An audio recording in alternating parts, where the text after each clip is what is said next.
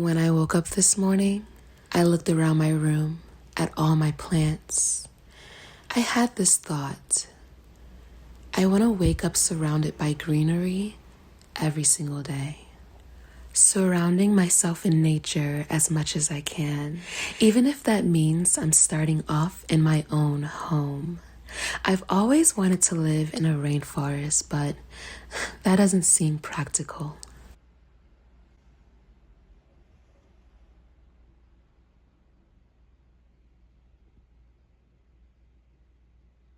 This isn't about the new year for me. I've never believed life specifically renews in the cold season. Change begins the moment we feel it, when something inside us shifts and asks for more. I believe this feeling is a guide, a quiet voice saying, it's time. Lately, I feel called to prepare for the life that was meant for me. I'm learning preparation means I can no longer negotiate with my past self. The version of me who found comfort in mistakes that kept me far from what my soul has been longing to experience. So these are a few practices I'm beginning to refine as I walk closer to the life I'm growing into.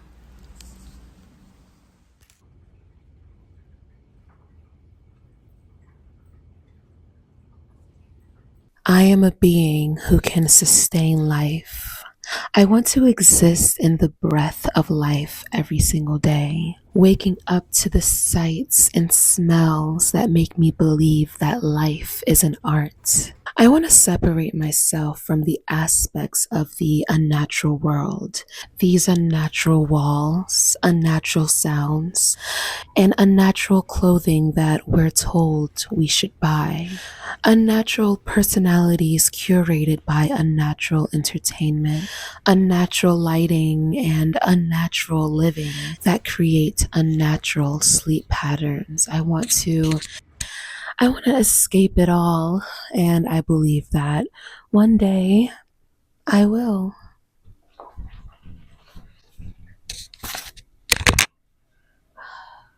Am I crazy for heading outside like this? Yes. I'm sick of the cold. I am not someone who enjoys the cold weather at all. Will my shoulder be coming back into my hoodie when I step outside? Probably.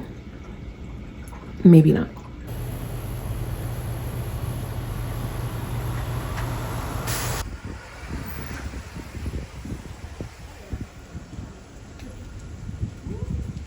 The second change I'm choosing to lean into is living more sustainably in how I care for my home and how I care for my body. To me, living sustainably isn't only about caring for our environment, it's about remembering that I am a part of it, that my body is not separate from the earth. It's made of the same elements, and it responds to the same care. When I change the way I treat my space, I'm showing myself the love I need to continue to pour into this world. And when I change the way I nourish myself, I'm showing myself I respect the body that aligns with my soul to keep me going daily. So lately, that looks like choosing food more thoughtfully, shopping at local markets, and eating in ways that feel simple, seasonal, and pure. I don't want to be perfect, just more intentional. I'm finally back home. I've been making adjustments to my life to live more sustainably. If you look around my home, you can actually see that. Earlier, you saw me visit one of my most favorite sustainable stores, which is the Good Buy Supply in Philly. If you're looking to become more sustainable, I would definitely visit that shop. When we're on this journey of wanting to change our lives, I believe it's so important to take a step back and to analyze your childhood, to analyze how you behaved when you didn't care about being perceived, or you were more focused on shaping the world around you opposed to thinking about how your environment is shaping you. And I was younger, I was a writer. I enjoyed writing. I enjoyed having journals. And there's a key moment that really stuck out to me. When I was in fourth grade, I brought my journal to the cafeteria and I opened the page to the specific page where I was discussing love. One of my friends of that time, she literally looked inside the notebook and she was like, "Girl, what do you know about love?" And I looked at her and I was like, I don't know. Like, what do I know about love? When I was younger, I used to write songs and I used to just write about love so much. When I was in middle school, when I was a teenager, I wrote so much that I actually started writing poetry. I want to take it back to when I was in elementary school. I remember when I was in third grade and I wrote my teacher, Miss Reddington, I wrote her a book. It wasn't like the thickness of this journal, but I was in third grade, so it was a few pages, maybe like 8 pages or something like that. It was like 8 pages because the papers were folded, but you understand that. And so I wrote her this book, and I think she tried her best in being very grateful for the book that I wrote her. I don't think she read it because my handwriting was so horrible, and I knew that my handwriting sucked.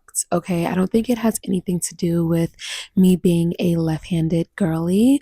I just think that my handwriting sucked. I specifically remember one summer taking the time out to practice my handwriting and saying, you know what, I'm going to start the school year off with the best handwriting ever. Did it work? No. And to this day, as a teacher, my handwriting, it sucks. It really does suck. I look like I need help. Like, I don't want anyone reading my journals, okay? But will they be able to read it? You know what I mean? Will they be able to read it? Because sometimes I'm very intentional when I write, and I make sure that every single letter is fully written and you can read it all. And then sometimes when my thoughts are just flowing, I just write in a way only I can understand. I've been finding myself using the note section of my phone and my computer so much, but I think there's so much beauty in putting pen to paper and having your hands feel the weight of the pen or the pencil that's in your hand, while in your own fashion, in your own way. Feel your fingers guide the pen or pencil through the paper and just express the words that you want to express. There's so much creativity happening. There's your writing style, there's what you're writing. So there's so much coming into play when you practice writing, when you practice journaling. Journals can be used for doodling, drawing pictures. They can be used for writing poetry. They can be used for writing creative stories or coming up with really silly scenarios, and or just writing new words that you've learned. Journaling is trending right now even more than ever, and I really don't want anyone to fall into the trap of thinking that they have to be this insane journalist. Like, no. Journaling belongs to you. It's a very sacred activity that belongs to you because it's an individual art form. While you are writing about whatever you need to write about, you shouldn't consider anyone that you've seen online or in a cafe who is journaling. And yes, you can be inspired by people, but make journaling all about you. Make journaling all about you. I remember when Tumblr first came out and it was a huge thing. I was a teenager, such amazing times. And I really wanted to start like this page just with just poetry. Like with a full of just poetry, and I wanted people to join in. And it was the same thing with Instagram. When Instagram first started, I really wanted to just make a poem page, but I let my self-limiting beliefs hold me back, and I didn't think that people would care, how that can go. And so it never happened, but I really do want to get back into writing poetry more in a journal. I have a lot of poetry and I have a lot of songs in the notes section of my phone. I also have like a lot of poetry and songs in my voice notes, which I think that my voice notes in my phone is like more sacred than my journal because it gets kind of crazy. It gets kind of crazy. It is 4:07 p.m. and before I eat, I just want to take some time practicing what I'm preaching and I want to write my thoughts down.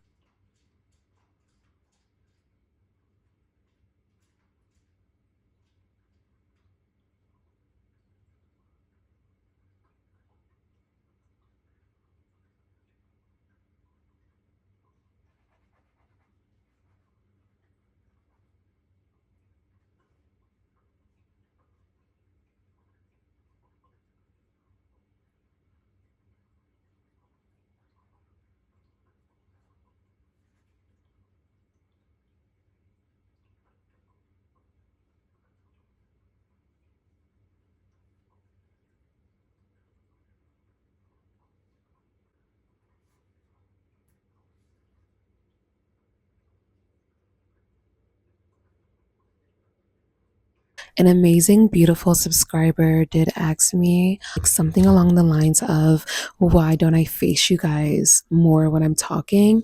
And I do realize that in my earlier videos, I definitely face you guys a lot more. But I think that as I started to gain more subscribers, I got a little nervous, maybe. I felt like this strong urge to just like withdraw my face. I don't know why. Well, I just explained why, but I don't know. Now that I like play it back and now that I say it, it's a little silly. I did explain to her that while I'm doing my chores and while I'm cooking, I have to like, I can't face you guys because the counter space is facing towards the window, which I love. But one day, as I did mention before, when I have my beautiful loft that I'm speaking into existence, I will have a counter space where I'll be able to like face the camera, face you guys. Okay, do you like my hair, by the way? I want to try to like recreate this look for work on Monday, but I don't know, I actually like it. I like it, but I'm not even sure how it looks in the back. Like I'm not sure. Do I even have to bend down? Why did I do that? How does it look in the back? I don't know, but also like check out the cat bowls that are right there. And I should probably go fix it, but I'm gonna go fix it. Yeah, I mean, I know you guys don't care about the cat bowls, but it's driving me crazy in my brain as I continue to mold the life that I am meant to live. You guys know that I'm really big on gut health because I'm an IBS girly. And my stomach is very sensitive. I can't have dairy. I can't have fried foods. There's so many things I can't have. If I have a white rice, it has to be basmati. I hope I'm saying that right. Basmati white rice. It cannot be. I absolutely love jasmine rice, but I can't.